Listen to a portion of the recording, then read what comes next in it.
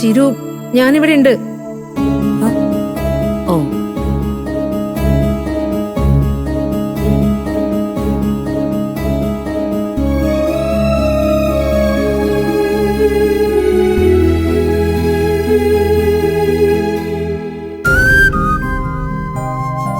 അത് ശരി.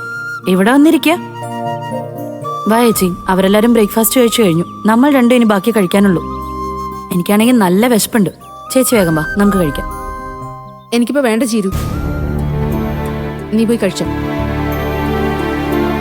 ദേ ചേച്ചി, ഇത്രയ്ക്ക് വാശി പാടില്ല കേട്ടോ. രഘുവേട്ടന്റെ കൂടെ ഇരുന്ന് ചേച്ചി കഴിക്കില്ല എന്ന് അറിയാവുന്നതുകൊണ്ടാ അപ്പൊ ഞാൻ വിളിക്കാതിരുന്നത്. ദേ, അവരെല്ലാരും എഴുന്നേറ്റ് കൈ കഴുകി അവരവരുടെ പാട്ടിന് പോയി. നമുക്ക് ഒന്നിച്ചിരുന്ന് കഴിക്കാൻ ചേച്ചി. എടി, എനിക്ക് വേണ്ടെന്ന് ഞാൻ പറഞ്ഞില്ലേ. വിശപ്പില്ല, നീ പൊയ്ക്കോ. ചേച്ചിക്ക് വിശപ്പില്ലാഞ്ഞിട്ടൊന്നും അല്ല, രഘുവേട്ടനോടുള്ള പകയാ മനസ്സിൽ, അടങ്ങാത്ത പക. ഞാൻ വിചാരിച്ചത് എല്ലാരും കൂടെ ഉപദേശിക്കുകയും അപേക്ഷിക്കുകയും ഒക്കെ ചെയ്തപ്പോ ഈ മനസ്സൊന്ന് അയഞ്ഞു കാണുന്ന എവിടെ വന്ന് വന്ന് അമ്പിളി ചേച്ചിയുടെ മനസ്സ് കരിങ്കല്ലായിക്കൊണ്ടിരിക്കുക. അതെടി, എന്റെ മനസ്സ് കരിങ്കല്ല. അതുകൊണ്ടാണ് ഞാനിപ്പോ ഇവിടെ ജീവനോട് ഇങ്ങനെ നിൽക്കുന്നത്. നിനക്കൊക്കെ ഞാൻ ചത്തൊടുങ്ങി കാണുന്നതല്ലേ ഇഷ്ടം. എന്താ അമ്പിളി, എന്താ ഇതൊക്കെ? നിങ്ങൾ തമ്മിൽ എന്താ പ്രശ്നം? എന്താ ചീരു, എന്തിനാ നിങ്ങൾ തമ്മിൽ വഴക്കിടുന്നത്? വഴക്കൊന്നുമില്ല അച്ഛാ. അമ്പിളി ചേച്ചി കുറെ നേരമായിട്ട് പുറത്ത് വന്നിരിക്കുകയായിരുന്നു. ബ്രേക്ക്ഫാസ്റ്റ് കഴിക്കാൻ ഞാൻ വന്ന് വിളിച്ചപ്പോഴേക്കും ചേച്ചി വേണ്ടാന്ന് പറഞ്ഞു. അതെനിക്ക് ഇഷ്ടപ്പെട്ടില്ല. അമ്പിളി ചേച്ചി ഒറ്റയ്ക്കായി പോവെന്ന് കരുതി ഞാൻ ഇതുവരെ കഴിക്കാതെ വിശന്നിരുന്നത്. അതുപോലും മനസ്സിലാക്കാതെ ഈ ചേച്ചി. അത് മനസ്സിലാക്കാത്തതിന്റെ പേരിലാണോടി നീ എന്റെ മനസ്സ് കരിങ്കലാണെന്ന് പറഞ്ഞത്? അതോ ഞാൻ എല്ലാം മറന്ന് എന്റെ ഭർത്താവിന്റെ മുമ്പിൽ കുമ്പിടാത്തതിന്റെ പേരിലോ? പറയടി. അങ്ങനെയാണെങ്കിൽ അങ്ങനെ തന്നെ. രഘുവേട്ടൻ ഭൂമിയോളം താണു തന്നില്ലേ, ഇനി ഈ മനുഷ്യനോട് ചേച്ചിക്ക് ക്ഷമിച്ച എന്താ? ചിരു, വേണ്ട. ഇന്നൊരു നല്ല ദിവസമല്ലേ. ഞാൻ കാരണം നിങ്ങൾ രണ്ടുപേരും വഴക്കിടണ്ട. അമ്മാവാ, ഇതാ ഞാൻ പറഞ്ഞേ, ഞാനിവിടെ നിന്നാ ശരിയാവില്ല. ഞാൻ ഇപ്പൊ തന്നെ അങ്ങ് പോയേക്കാം. രഘുവേട്ടാ, സാറില് ചിരു. മോളെ അമ്പിളി, ഇന്നത്തെ ദിവസമെങ്കിലും നിനക്കൊന്ന് ക്ഷമിച്ചൂടെ? ഇന്ന് തന്നെ ഞാൻ അവനെ ഇവിടുന്ന് ഇറക്കി വിടണോ? അച്ഛൻ ആരെ ഇറക്കി വിടണമെന്ന് ഞാൻ പറയില്ല. പക്ഷെ എന്നെ എന്റെ കുഞ്ഞിനെയും നിരന്തരം ചതിച്ചുകൊണ്ടിരിക്കുന്ന ഒരാള് ഈ വീട്ടിലുള്ളപ്പോ ഞാനും എന്റെ മോളെ ഇവിടെ നിൽക്കില്ല അച്ഛാ.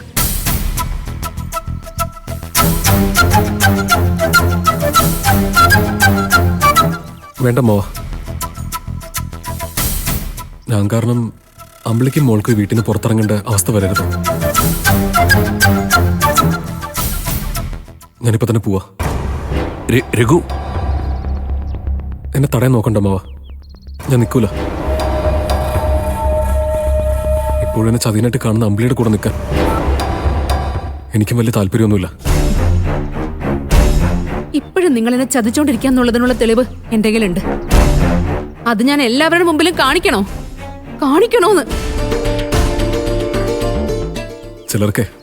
ചിലരുടെ വെറുപ്പ് തോന്നിയ അയാൾ ചെയ്യുന്നതെല്ലാം തെറ്റായും കുറ്റമായൊക്കെ തോന്നും.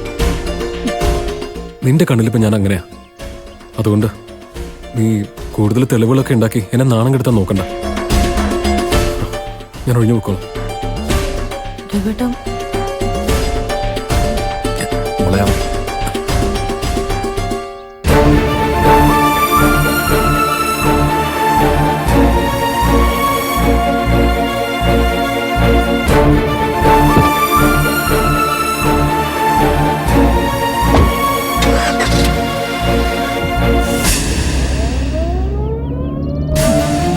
എല്ലാവരുടെ മുമ്പിലും തെളിവ് സഹിതം തുറന്ന് കാട്ടപ്പെടുമെന്ന് തോന്നിയപ്പോ വണ്ടി എടുത്ത് രക്ഷപ്പെടുക. അതിന് മാത്രം പുതിയതായിട്ട് എന്ത് തെളിവാ രഘുവേട്ടനെതിരെ ചേച്ചിയുടെ കയ്യിലുള്ളത്? എന്റെ കയ്യിലില്ല, പക്ഷേ ആ വണ്ടിയിലുണ്ടായിരുന്നു.